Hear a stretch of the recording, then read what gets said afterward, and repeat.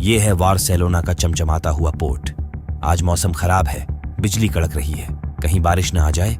इस डर में सभी वर्कर्स छुट्टी के बाद घर जाने की जल्दी जल्दी तैयारी कर रहे हैं। इनके बीच ही एक वर्कर सबकी निगाहों से बचकर अपने लॉकर से 2 ड्रग्स के पैकेट रेनकोट में डाला और तुरंत निकल पड़ा। अब तक बाहर झमाझम बारिश भी शुरू हो चुकी थी।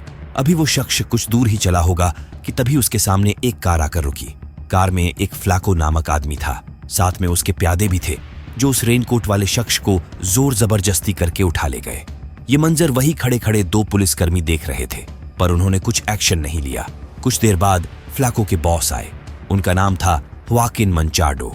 ये लोग बहुत दिन से परेशान थे कि आखिर इनका माल चुरा कौन रहा है। फाइनली इन्हें वो चोर मिला जिसे ये मारकर दरिया में फेंक दिए।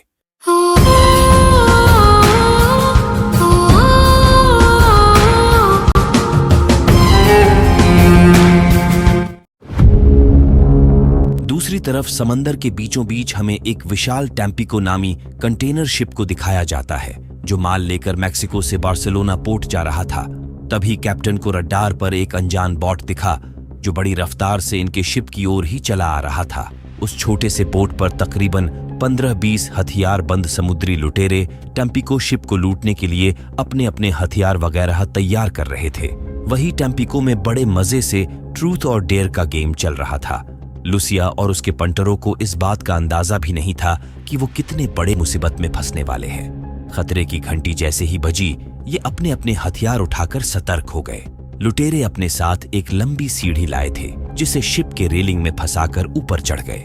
अगले पल एक शख्स को बंदी बना लिए। इसी शिप के मंदिर में हम लुसिया के भाई आरियल को भी देखते हैं, जो ज्यादातर टाइम पूजा पाठ में ही व्यतीत करता था। इतने में उसके पास लुसिया आई। गन लेकर ये अपने शिपमेंट को बचाने निकल पड़े। वही लुटेरे अब तक 2 क्रू को बंदी बना चुके थे। उनमें से एक ने AKM आसमान की ओर कर धड़ाधड़ पूरी मैगजीन खाली कर दी। ये उनके दिखाने का तरीका था कि वो कितना खतरनाक है। अगले पल लुटेरों के लीडर ने कैप्टन को धमकाया कि अगर वो नीचे नहीं आए तो वो उनके क्रू को मार देंगे। कैप्टन अभी आत्मसमर्पण की सोच ही रहे थे कि तभी लुसिया और एरियल आ धमके। वो किसी भी कीमत पर हथियार डालने को तैयार नहीं थे। फिर क्या था, लुटेरों ने उनके क्रू का भेजा खोल दिया। देखते ही देखते टैम्पिको शिप जंग के मैदान का रूप ले लिया। इन कंटेनर्स के अंदर जरूर कुछ कीमती सामान होगा, जिसके लिए ये जान लेने और देने को भी तैयार है। ये कंटेनर का कवर लेकर लुटेरों को निशाना बनाने लगे। इस बीच इनके भी कुछ आदमी मारे गए। दोनों ओर से लगातार गोलियों की बारिश हो रही थी। एरियल को लगा कि उनको पीछे से घेरना चाहिए, तो लुसिया फ्लैंक मार के पीछे की ओर चल पड़ी। पता चला वहां एक लुटेरा पहले से ही तैनात था। लुसिया ने किसी तरह उसे चाकू मारकर निपटा दिया। अब वो इनके पीछे थी। 2 लुटेरों को भूनते ही लुटेरों का कप्तान लुसिया को दबोच लिया। अब वो उसके गन पॉइंट पर थी। तब तक आरियल और उसके प्यादों को भी आगे आने का मौका मिल चुका था। वो लुटेरों को तीनों ओर से घेर लिए। लुसिया उनके गन पॉइंट पर थी, इसलिए इन्हें हथियार डालने पड़े। पर लुटेरों को अंदाजा भी नहीं था कि एरियल का एक आदमी बिल्कुल उनके पीछे जा चुका है। बिना मौका गवाए वो लुटेरों को गोलियों से भून दिया। लुटेरों का कैप्टन लुसिया को मार भी नहीं रहा था, क्योंकि यहाँ से सुरक्षित निकलने की वही एक जरिया थी। रही सही कसर एरियल ने पूरा कर दिया और बस ये अपने शिपमेंट को बचाने में कामयाब हो गए। अगली सुबह हम ह्वाकिन की बेटी रोसियो और उसके पति नेस्टर को देखते हैं, जो अपनी इकलौती बेटी को स्कूल छोड़ने जा रहे थे कि तभी उनकी मुलाकात अपने काफी पुराने दोस्त विक्टर से हुआ। 16 वर्ष की उम्र में ये तीनों दोस्त उधम चौकड़ी मचा के रख देते थे। वो भी क्या दिन थे। खैर, आज 5 साल बाद विक्टर इनसे मिल रहा था। इनको बिना कुछ बताए पता नहीं कहा गायब हो गया था। इन बीते 5 सालों में नेस्टर ने खूब तरक्की की और अब वो ह्वाकिन के पोर्ट पर कस्टम इंचार्ज है। 1 घंटे बाद ह्वाकिन काफी परेशान हालत में पोर्ट पर इधर उधर घूम रहे थे, क्योंकि मैक्सिको से एक खास तरह का शिपमेंट आ चुका था और यकायक इनका एक क्रेन खराब हो गया था, जिससे पोर्ट पर 4 जहाजों का माल अटका हुआ था। ह्वाकिन तुरंत कंट्रोल रूम पहुंचे और हेड कंट्रोलर रोसियो से मैक्सिकन शिप टैम्पिको को पहले अनलोड करने का ऑर्डर दिए। रोसियो ने मना कर दिया, क्योंकि यहाँ 24-24 घंटे से दूसरे शिप अटके हुए थे, जो बार बार कंट्रोल रूम में संपर्क कर अलग ही परेशान कर रहे थे। ह्वाकिन ने उन्हें आश्वासन दिलाया कि अभी वो टैम्पिको को मौका दे रहे हैं, बस 5-6 घंटे और इसके बाद उनका भी नंबर आ जाएगा। वैसे रोसियो को अपने काम में किसी की दखलंदाजी पसंद नहीं थी, पर ह्वाकिन उसके बॉस होने के साथ साथ उसके डैड भी थे, इसीलिए चाहकर भी उनकी मनमानी रोक नहीं पाई और रुस के चली तो गई। पर उसे कहा पता था कि उसके डैड ने इस साम्राज्य को खड़ा करने के लिए कितने संघर्ष किए हैं। ये दौर था सन 1981 का। अपने जवानी के दिनों में ख्वाकिन अपने छोटे भाई रुमान और पिता के साथ अपने होम टाउन में मजदूरी का काम किया करते थे। कभी कभार अगर साइट से सीमेंट की बोरी वगैरह गायब हो जाती तो ठेकेदार उनके ऊपर ही चोरी का इल्जाम लगाता, क्योंकि वो गरीब थे। वैसे भी गरीब लोगों के ऊपर ही अक्सर चोरी का इल्जाम लगता है। खैर, ठेकेदार चोरी हुए सीमेंट का पैसा इनके मजदूरी में से ही काटने की धमकी दे रहा था, तो ख्वाकिन ने गुस्से में आकर ठेकेदार पे सीमेंट फेंक दिया कि हम सीमेंट चोरी नहीं किए तो हमारा पैसा क्यों काटोगे। अगले पल ठेकेदार ने उन्हें कुत्ते की तरह धुत्कार कर काम से निकाल दिया। उसके पिता उस पर काफी नाराज हुए।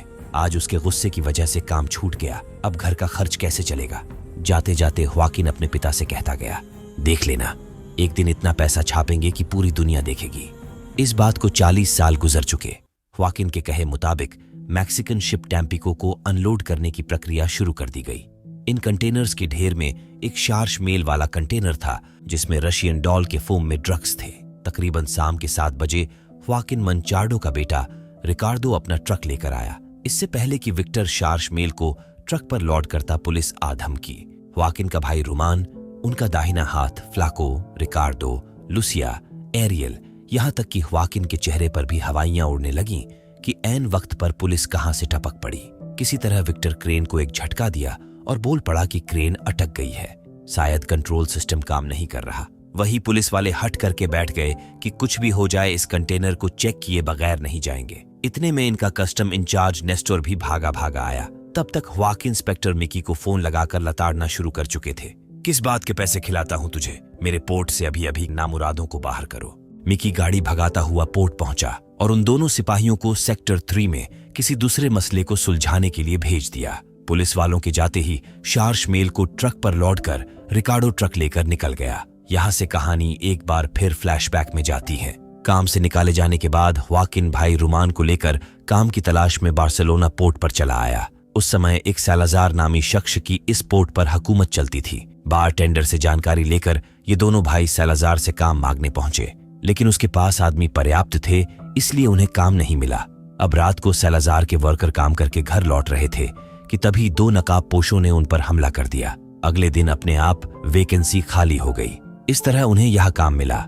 आज दिन में भी कुछ ऐसा ही सिचुएशन था। क्रेन नंबर 2 का कंट्रोल सिस्टम काम नहीं कर रहा था, तो ख्वाकिन बगल वाले पोर्ट के मालिक मोलिना के पास चले गए थे कि हमारे क्रेन का एक पार्ट खराब हो गया है, जब तक रिपेयर नहीं हो जाता तुम अपने क्रेन का वो पार्ट खोल के मुझे दो। अब बताइए, ऐसा संभव है कि कोई अपना चलता क्रेन का पार्ट खोलकर किसी को दे? सवाल ही पैदा नहीं होता। इस तरह तो उसका काम रुक जाएगा। ख्वाकिन भी बहुत मंढीठ आदमी था।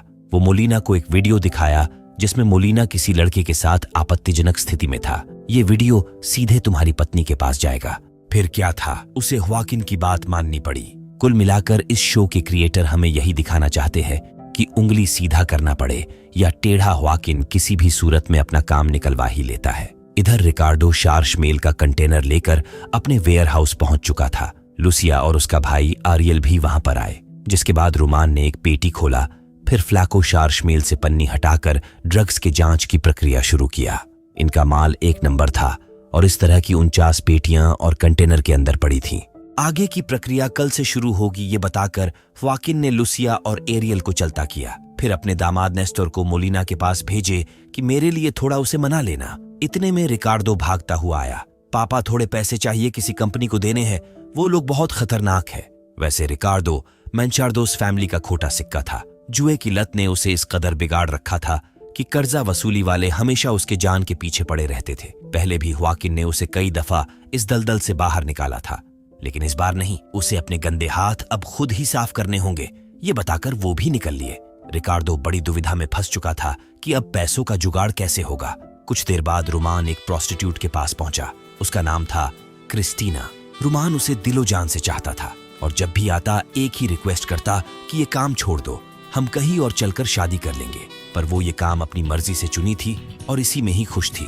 रुमान रुस कर वहां से चला गया और गाड़ी में बैठे बैठे सोचने लगा कि क्रिस्टीना को शादी के लिए मनाए तो मनाए कैसे।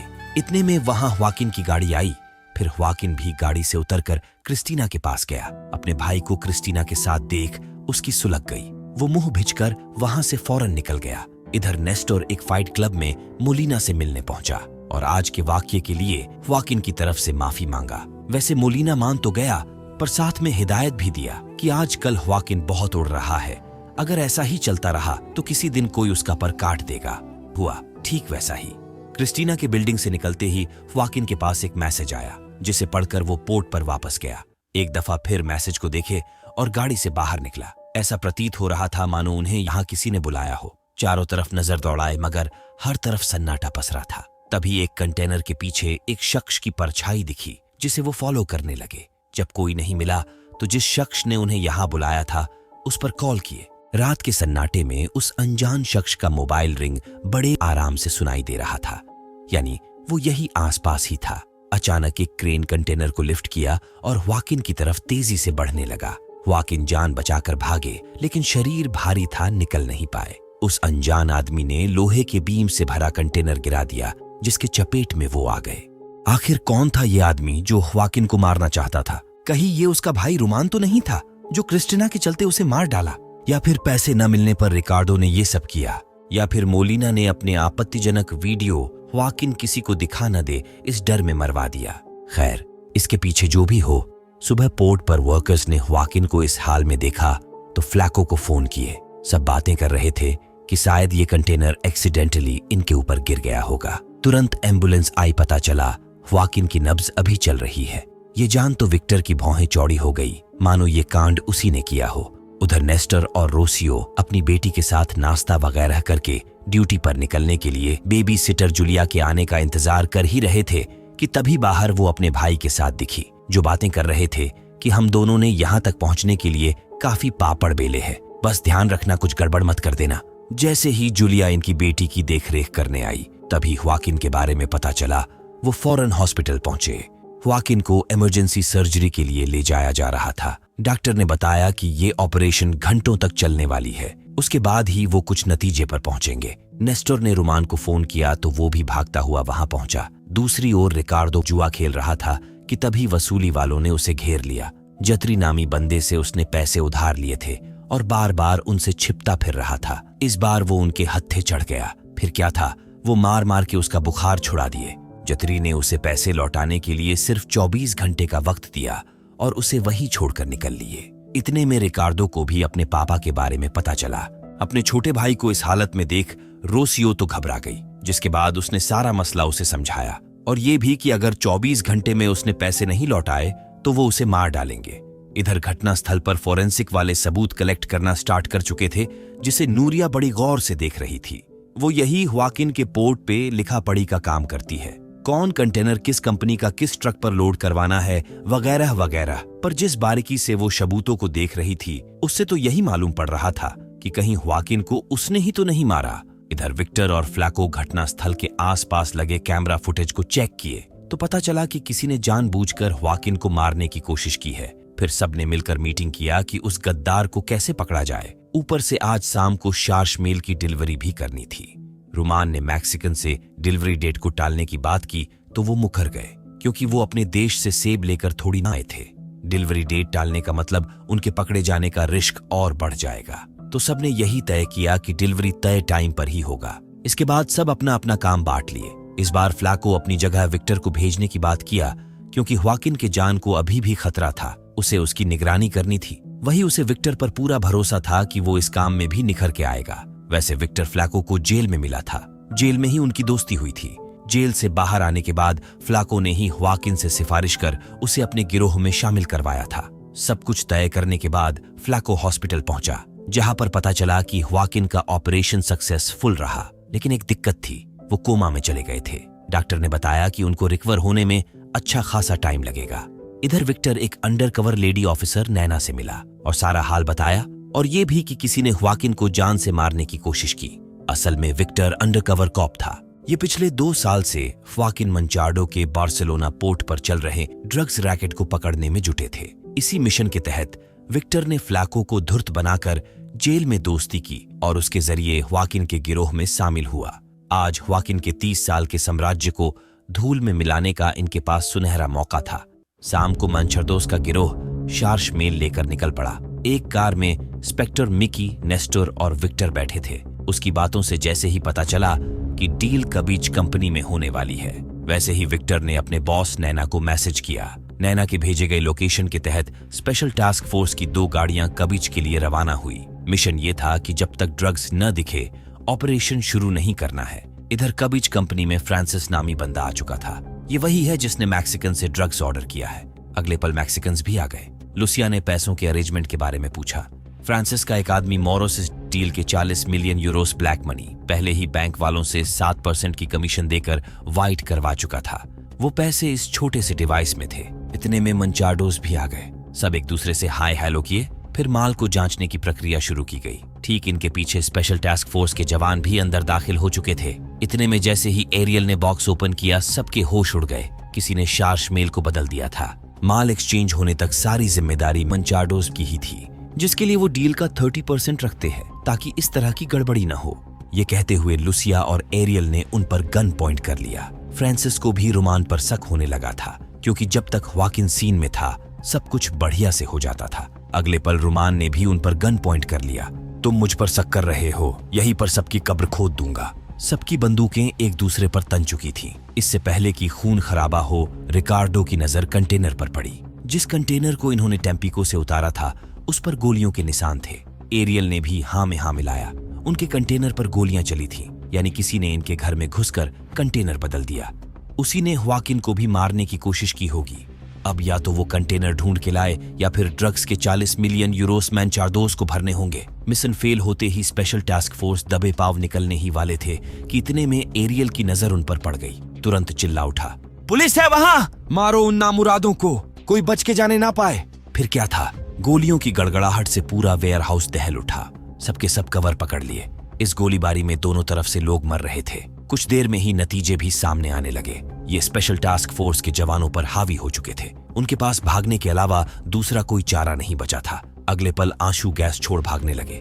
तब मिकी ने पीछे से दौड़ाकर उन्हें रौदना शुरू किया और गाड़ी से तब तक उन पर गोलियां बरसाता रहा जब तक स्पेशल टास्क फोर्सेस के हर एक जवान को खत्म न कर दिए। अपने साथियों की दुर्दशा देख विक्टर तो सर पकड़ लिया। ये तो तय हो चुका था कि इन सब के बीच कोई गद्दार है। एरियल ने साफ लहजे में मैनचार्डोस को समझा दिया कि 5 दिन के अंदर अंदर उसे अपना माल वापस चाहिए, वरना ये बात उसके बाप तक पहुंची तो फिर कत्लेआम शुरू होगा। ये जगह खतरे से खाली नहीं था, इसलिए आयातक निर्यातक दोनों फौरन कट लिए। फिर इनके बीच एक छोटी सी मीटिंग हुई। उस अंडरकवर ऑफिसर को ढूंढने का बेड़ा मिकी ने उठाया। बाकी लोग शार्श मेल को ढूंढेंगे। वहां से विक्टर जब घर पहुंचा तो देखा कि उसका पड़ोसी कुकू भूखे प्यासे बाहर बैठा है। उसकी मां नशेड़ी थी। कुकू चोरी चकारी करके घर में पैसे लाता तो ही वो उसको घर में घुसने देती थी। विक्टर ने उससे खाने के लिए पूछा। इधर नूरिया विक्टर की भी जासूसी करने में लगी थी।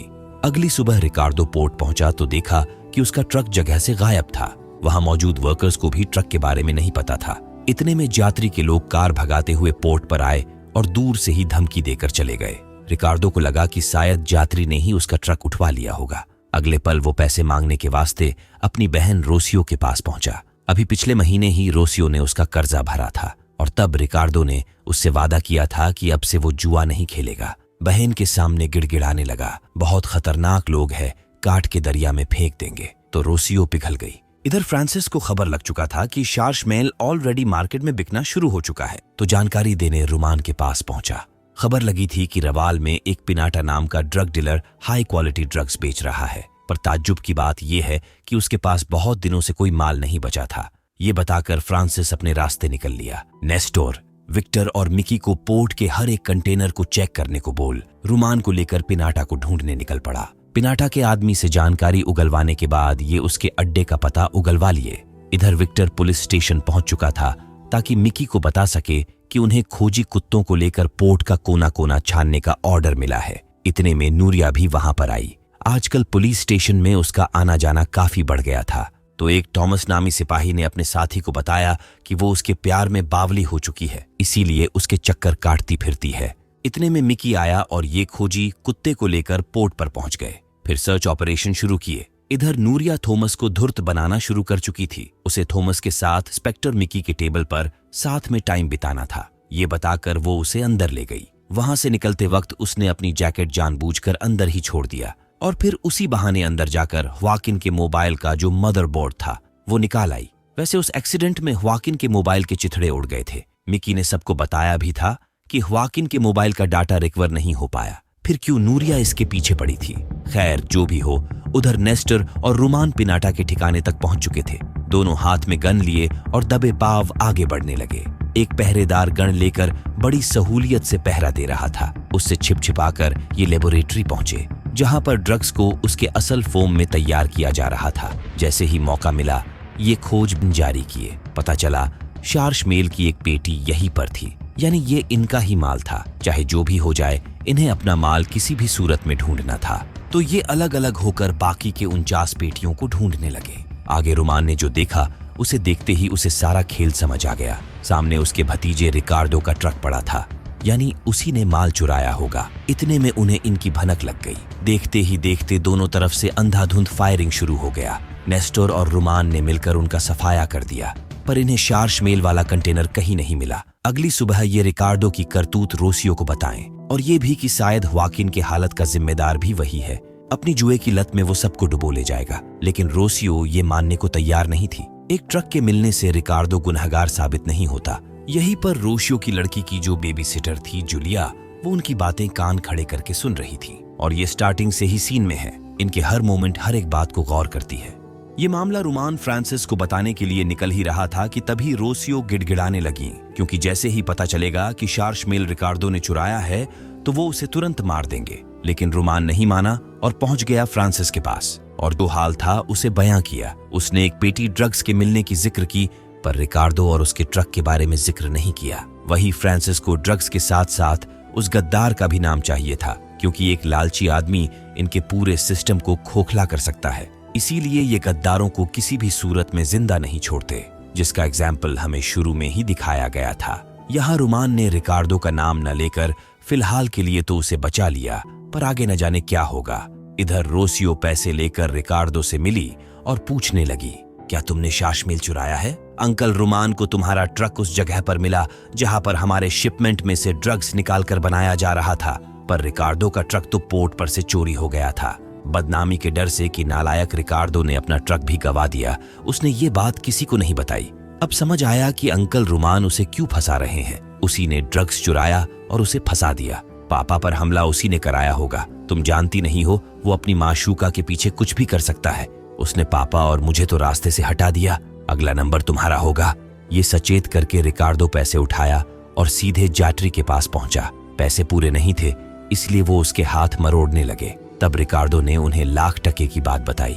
2 दिन पहले उनके पोर्ट पर 40 मिलियन यूरोस का ड्रग्स आया था, जिसे उसके अंकल रुमान ने चोरी कर लिया। उसके पापा कोमा में चले गए। सारा कुछ हाल बताया। अब उसका प्लान ये था कि रुमान से ड्रग्स चुरा लेंगे और सप्लायर और क्लाइंट का रिश्ता बरकरार रखेंगे। इस तरह वो पोर्ट का अगला इंचार्ज बनेगा और जाटरी पूरे बार्सिलोना में उसका इकलौता डीलर होगा। हिस्सेदारी की बात आई तो रिकार्डो ने बताया कि 10% पुलिस को खिलाएंगे, 10% कस्टम को और 10% वर्कर्स को।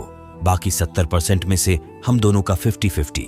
जाटरी को उसका सौदा पसंद आया और ये रिकार्डो से हाथ मिला लिए। दूसरी ओर क्रिस्टीना अपने कस्टमर का वेट कर रही थी। तभी डोरबेल बजा। वो आदमी दरवाजे पर आ चुका था। जैसे ही दरवाजा खोली, जाटरी और उसके पंटर अंदर घुस आए और क्रिस्टीना को इतनी बेरहमी से मारे कि पल भर में उसकी सूरत बिगाड़ दिए। फिर जाटरी ने रिकार्डो की सूरत दिखाई और पीट पाट के निकल लिए। कुछ देर बाद रुमान आया तो देखा क्रिस्टीना के घर के बाहर कुछ पुलिस वाले और एम्बुलेंस खड़ी है। क्रिस्टीना को स्ट्रेचर पर लिटाकर बाहर लाया जा रहा था। रुमान भागता हुआ उसके पास पहुंचा और पूछा, कौन था? ये हालत तुम्हारी किसने की? सिर्फ नाम बताओ, कसम से चीर के रख दूंगा। तो क्रिस्टीना ने उसका नाम बताया। अब क्या था, दोनों चाचा भतीजा एक दूसरे के जान के दुश्मन बन चुके थे। आखिर कौन है वो षड्यंत्रकारी जिसने शार्शमेल चुराया, वाकिन को मारा और चाचा भतीजे को एक दूसरे के खिलाफ कर दिया? मंचार्डोस जैसे पावरफुल फैमिली की नींव डगमगा दी। क्या बार्सिलोना पोर्ट से मंचार्डोस का सफाया होने वाला है? क्या वाकिन होश में आकर अपने साम्राज्य को बचा पाएगा? जानने के लिए देखते रहिए।